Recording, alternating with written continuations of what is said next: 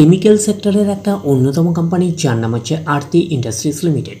আরতি industries লিমিটেডের হচ্ছে quarter 4-এর result out হয়ে গেছে। কোয়ার্টার 4-এর রেজাল্টের পারফরমেন্স কী টাইপের দিয়েছে আরতি ইন্ডাস্ট্রিজ লিমিটেড, সেটাকে নিয়ে আমরা অ্যানালিসিস করব। তার আগে আমরা কোম্পানিটার হচ্ছে চার্ট প্যাটার্নটাকে নিয়ে অ্যানালিসিস করব। দেখব যে শেয়ার হোল্ডারদের কতটা রিটার্ন জেনারেট করেছে বা ওয়েলথ ক্রিয়েট করে দিয়েছে, সেটাকে নিয়ে আগে আমরা ফার্স্ট অ্যানালিসিস করব। আফটার দ্যাট হচ্ছে আমরা কোম্পানিটার হচ্ছে কোয়ার্টার 4-এর রেজাল্টের পারফরমেন্স কী টাইপের দিয়েছে সেটাকে নিয়ে অ্যানালিসিস করব। তো কোম্পানিটা হচ্ছে বেসিক্যালি কেমিক্যাল সেক্টরের একটা অন্যতম কোম্পানি। তো কোম্পানিটা হচ্ছে এখন ট্রেড করছে 675 টাকায় এখন ট্রেড করছে। আমরা যদি চলি এই কোম্পানিটার মার্কেট ক্যাপিটালাইজ হচ্ছে অ্যাপ্রক্স 24,000 কোটি টাকার মার্কেট ক্যাপিটালাইজ। অর্থাৎ এই কোম্পানিটাকে আমরা মিড ক্যাপ টাইপের কোম্পানি হিসাবে কনসিডার করতেই পারি। তো কোম্পানিটার একদিনের পারফরমেন্স দিয়েছে কত 1.5% মতন পজিটিভ রিটার্ন জেনারেট করেছে একদিনে। আমরা যদি চলে যাই 5 দিনে হচ্ছে 10% মতন নেগেটিভ রিটার্ন জেনারেট করেছে 5 দিনে। 1 মাসের পারফরমেন্স দিয়েছে 8% মতন নেগেটিভ রিটার্ন জেনারেট করেছে 1 মাসে।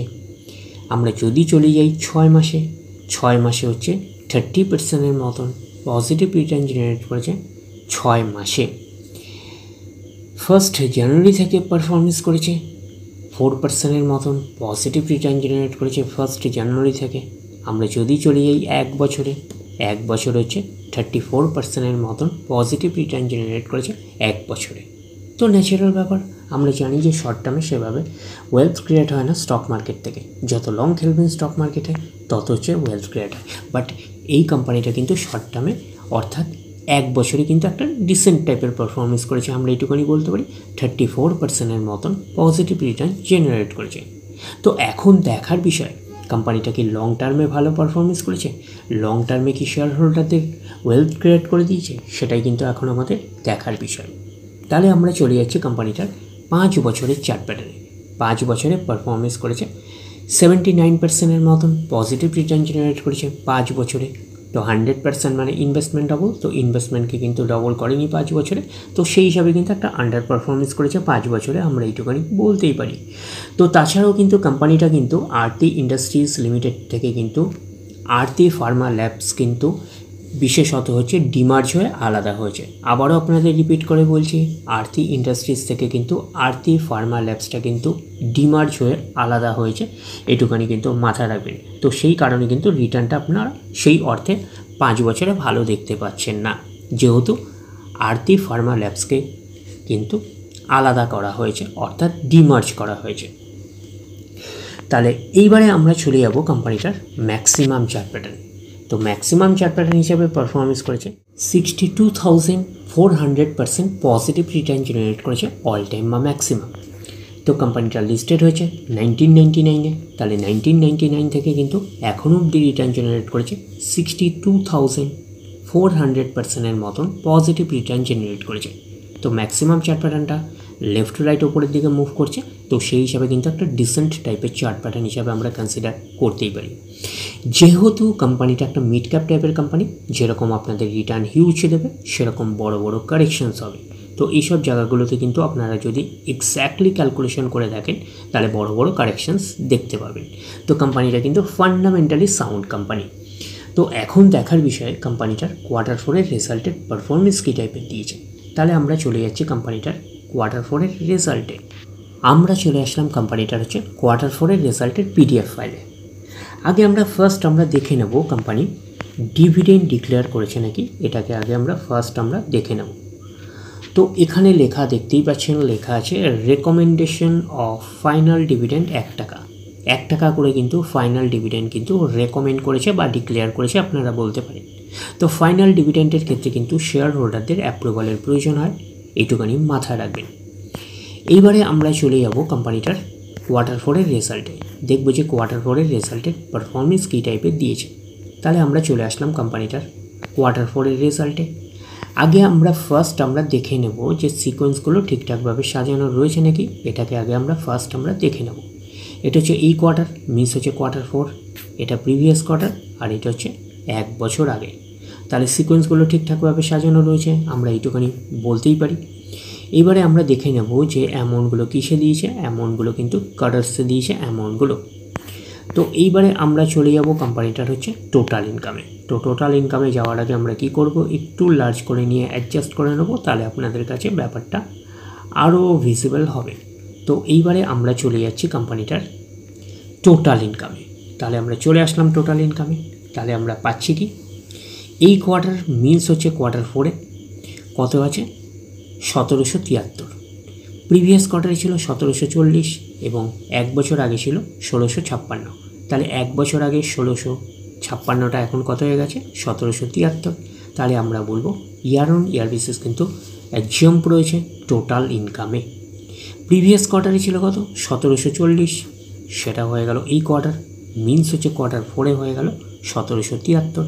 তাহলে আমরা বলবো কোয়ার্টার অন কোয়ার্টার বেসিসে কিন্তু জাম্প রয়েছে টোটাল ইনকামে। তো ন্যাচারাল ব্যাপার, আমরা জানি যে ইনকাম করতে গেলে কোম্পানিকে এক্সপেন্সেস করতেই হবে। তো এখন দেখার বিষয় কোম্পানিটা ইনকাম করতে গিয়ে কতটা এক্সপেন্সেস করেছে। তাহলে আমরা চলে আসলাম টোটাল এক্সপেন্সেসে। এই কোয়ার্টার মিস হচ্ছে কোয়ার্টার 4-এ কত আছে 1647, প্রিভিয়াস কোয়ার্টারে ছিল কত 1623 এবং এক বছর আগে ছিল 1521। তাহলে এক বছর আগের 1521টা এখন কত হয়ে গেছে 1647। তাহলে আমরা বলবো ইয়ার অন ইয়ার বেসিস কিন্তু জাম্প রয়েছে টোটাল এক্সপেন্সেসে। প্রিভিয়াস কোয়ার্টারে ছিল কত 1623, সেটা হয়ে গেল এই কোয়ার্টার, মিনস হচ্ছে কোয়ার্টার 4-এ হয়ে গেল 1647। তাহলে আমরা বলবো কোয়ার্টার অন কোয়ার্টার বেসিসে কিন্তু জাম্প রয়েছে টোটাল এক্সপেন্সেসে। এইবারে আমরা বের করব কি, এইবারে আমরা বের করবো হচ্ছে অপারেটিং প্রফিট। কী করে বের করব, টোটাল ইনকাম থেকে টোটাল এক্সপেন্সেস আমরা বাদ দেবো, বাদ দিলে যেটা পড়ে থাকবে সেটা হচ্ছে অপারেটিং প্রফিট। টোটাল ইনকাম পেয়ে গেছি, টোটাল এক্সপেন্সেস পেয়ে গেছি, টোটাল ইনকাম থেকে টোটাল এক্সপেন্সেস বাদ দিলে পড়ে থাকছে অপারেটিং প্রফিট। অর্থাৎ আপনারা বলতে পারেন profit before exceptional items and tax. তাহলে পাচ্ছি কি, এই কোয়ার্টার মিনস হচ্ছে কোয়ার্টার 4-এ 126, প্রিভিয়াস কোয়ার্টারে ছিল 117 এবং এক বছর আগে ছিল 135। এক বছর আগের 135টা এখন কত হয়ে গেল 126। তাহলে আমরা বলবো ইয়ার অন ইয়ার বেসিস কিন্তু ডাউন পারফরমেন্স করেছে অপারেটিং প্রফিটে। প্রিভিয়াস কোয়ার্টারে ছিল কত 117, সেটা হয়ে গেল এই কোয়ার্টার, মিনস হচ্ছে কোয়ার্টার 4-এ হয়ে গেল 126। তাহলে আমরা বলবো কোয়ার্টার অন কোয়ার্টার বেসিস কিন্তু জাম্প রয়েছে অপারেটিং প্রফিটে। তো অপারেটিং প্রফিটটাই নিশ্চয়ই কোম্পানির মেন প্রফিট নয়, তারপরে বিভিন্ন অ্যাডজাস্টমেন্ট যদি থাকে সেগুলো প্লাস মাইনাস হবে, গভর্নমেন্টকে ট্যাক্স পে করতে হবে, গভর্নমেন্টকে ট্যাক্স পে করার পরে কোম্পানির কাছে যেটা পড়ে থাকবে সেটা কোম্পানির ফাইনাল প্রফিট বা নেট প্রফিট হিসাবে আমরা কনসিডার করতে পারি। তাহলে আমরা পাচ্ছি কি net profit for the period, এটাকেই আমরা নেট প্রফিট বলতে পারি, এটাকেই আমরা ফাইনাল প্রফিট বলতে পারি। তাহলে আমরা পাচ্ছি কি, এই কোয়ার্টার মিনস হচ্ছে কোয়ার্টার 4-এ 132, প্রিভিয়াস কোয়ার্টারে ছিল 124 এবং এক বছর আগে ছিল 149। এক বছর আগের 149টা এখন কত হয়ে গেছে 132। তাহলে আমরা বলবো ইয়ার অন ইয়ার বেসিস কিন্তু ডাউন পারফরমেন্স করেছে নেট প্রফিটে। প্রিভিয়াস কোয়ার্টারে ছিল কত 124, সেটা হয়ে গেল এই কোয়ার্টার, মিনস হচ্ছে কোয়ার্টার 4-এ হয়ে গেল 132। তাহলে আমরা বলবো কোয়ার্টার অন কোয়ার্টার বেসিস কিন্তু জাম্প রয়েছে নেট প্রফিটে। তাহলে ওভারঅল কনক্লুশন কী দাঁড়ালো নেট প্রফিটে? ওভারঅল কনক্লুশন দাঁড়ালো year on year basis down performance করেছে, but quarter on quarter basis কিন্তু জাম্প রয়েছে নেট প্রফিটে। এইবারে আমরা চলে যাব কোম্পানিটার হচ্ছে ইপিএসে অর্থাৎ আর্নিং পার শেয়ারে। তাহলে আমরা চলে আসলাম ইপিএসে অর্থাৎ আর্নিং পার শেয়ারে। এই কোয়ার্টার মিনস হচ্ছে কোয়ার্টার 4-এ 3.64, প্রিভিয়াস কোয়ার্টারে ছিল কত 3.42 এবং এক বছর আগে ছিল 4.10। তাহলে এক বছর আগের 4.10টা এখন কত হয়ে গেছে 3.64। তাহলে আমরা বলবো ইয়ার অন ইয়ার বেসিস কিন্তু ডাউন পারফরমেন্স করেছে ইপিএসে অর্থাৎ আর্নিং পার শেয়ারে।